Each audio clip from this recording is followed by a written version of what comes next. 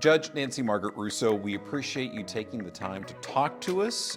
April is Second Chance Month, a process you're very familiar with the reentry docket. So how does the docket work? The docket interrupts people's prison terms and grants them judicial release for a period of time with an intensive form of specialized supervision. And if they complete the program for reentry court successfully, the rest of their prison term is washed away. So it's been around since 2007, more than 15 years. How did you get it started? My name was pulled out of a hat. After my name was pulled out of the hat, I was told to create it from nothing. There was no model for me to look at. It was just, okay, go figure it out, create something. And so that's what I did. I sat down with different stakeholders and got different ideas, and then created an initial pilot with very strict parameters so I could test out how it was working. And then as we got more familiar with it and how things worked and adapted supervision for it, then we expanded it, and now we take any crime that's eligible for judicial release except for contact sex offenses. So it's a very liberal, open program in the sense that you can be on your 7th prison term. It's not a first offender program, and it will take violent offenders as well. When you were looking to put this program together, were there other jurisdictions with similar programs that you could look at how they were doing it? No, there was really nothing to look at. It came originally from a grant through the federal government to the federal court. The federal court didn't really want to take it. They offered the money to the county. We voted to accept it, and then my name got pulled out of the hat, and I was sent on my way to go figure it out. Have other jurisdictions followed suit since? Yes, but none that operate quite the way we do. There are some that are certified through the Ohio Supreme Court. We opted not to get certified through the Ohio Supreme Court because it offered the reentry court judge more discretion and more leeway. It wasn't a team decision about who came in. I felt very strongly that I didn't want the reentry court to be a place where people were being traded. And I was afraid that would be a possibility if we were doing roundtable discussions of who gets in and who gets out with different stakeholders. Stakeholders were important as far as creating the parameters of how to run it and protect public safety and encourage rehabilitation. But I didn't feel that stakeholders should be involved in decision-making because ultimately it's a judge's decision whether or not to grant judicial release, and I wanted to preserve judicial discretion. When the public hears about a reentry docket, they might ask why a court would offer this, because once a case is done, it's no longer with us. So why does the court get involved again on the back end of a sentence? Well, the legislature created judicial release as a statutory option, so they give every court the option to grant judicial release. The difference with reentry court is it's a different form of supervision, and it's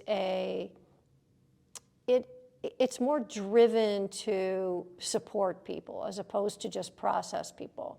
And I think as years go by, what we have to remember is this is a program that has to be adaptable all the time. In my opinion, reentry court, like all court processes, should always be reviewed for improvement, change. And so as you're moving along and you're doing more work and you're getting more data, you can adapt and you can expand or you can contract depending on what is shown in your data and what's shown in your success. So it's important that judges have the ability to go back and look at somebody who's been sent to prison and has done everything really that you could ask them to do in prison, that they're really serious about making a change. They can be successful. We have the highest success rate of any I could find, 93% success rate, and we follow people for 3 years after they graduate. That's pretty high, and that's a lot of people we've returned to the community and their families that are working, paying taxes. It's families that are staying together. We're reducing the amount of repeat prison within families. It is a statistic that if a parent has been in prison, there's unfortunately a high likelihood that a child may grow up to be in prison because they haven't had any kind of parental support or they've had that separation trauma. So we're making differences that we'll never be able to measure. Some of it we can. We save on average, $1 million a year for the state of Ohio in bed costs not used, and that's a very conservative number because we don't include the medical costs not paid by the state or the supervision costs not paid by the state. And the most important statistic, I think, is we've saved more than 650 years not served in prison. So that to me, I can make the moral argument or I can make the economic argument. How is somebody referred to you, and what are your parameters for accepting? They can be referred to us by themselves directly through filing a pro se motion for judicial release, or they can file an application. We have applications in all the prisons. And judges can opt in or out to participate. 2 judges in our court don't participate. The other 32 do, which means that every day a judicial release motion is filed, whether by a lawyer or pro se. It comes into my queue as well as my processor's queue, and we start processing. And so in that sense, we're also providing a service to the judges, even if we don't accept the person, because we're providing the judges with what we call packets. And in the past, judicial release would get granted, we basically had no information. So all of us are able to make better decisions because of the work of reentry court. I've known you for a long time. I know you do other forms of community outreach in prisons, locally. Tell us a little bit about those programs. I do reentry court seminars in the prisons where our county prisoners go in the middle to low security. So I go to Richland, Lake Erie Correctional, both Graftons, sometimes Lorraine Correctional, but that's become more of a processing place. Northeast. So those prisons I go to regularly, giving seminars on how to apply for reentry court, what does it mean? Basically the questions you're asking me that I put on for the people that are inside. And then I also developed a program called RISE, which is Resilience, Integrity, Strength, and Ethics, which I teach voluntarily in the prisons at both Graftons and Northeast. And what does RISE bring to the clients? RISE is really designed to, it's open to anybody who's in those prisons, regardless of whether or not they're eligible for judicial release or reentry court. It's really designed to help them prepare for when they come home, no matter when that is or under what circumstances. Unfortunately, there's not reentry court available to everybody in the state of Ohio. It would be my dream to help that happen. I wish that could happen. But in the meantime, this is something I can do to help people get ready. Look, you're not going to be able to come through my program, perhaps, but I'm going to give you some tools to help you make a successful reintegration home. Because my goal is that if I can help anybody coming home do well and never go back, then that's the legacy that I want to leave. So you've been doing this for about 15 years. Does it feel that long? It does not.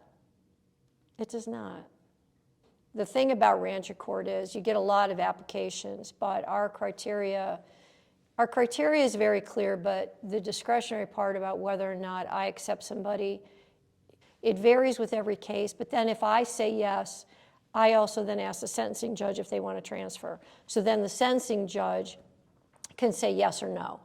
And I set it up that way for a reason. I don't know all the things about a case that I'm reviewing for judicial release. So I wanted to be respectful of the sentencing judges, and I wanted them to get comfortable with judicial release. So when I set up the program, I was trying to think of what can I do to make this successful with the judges?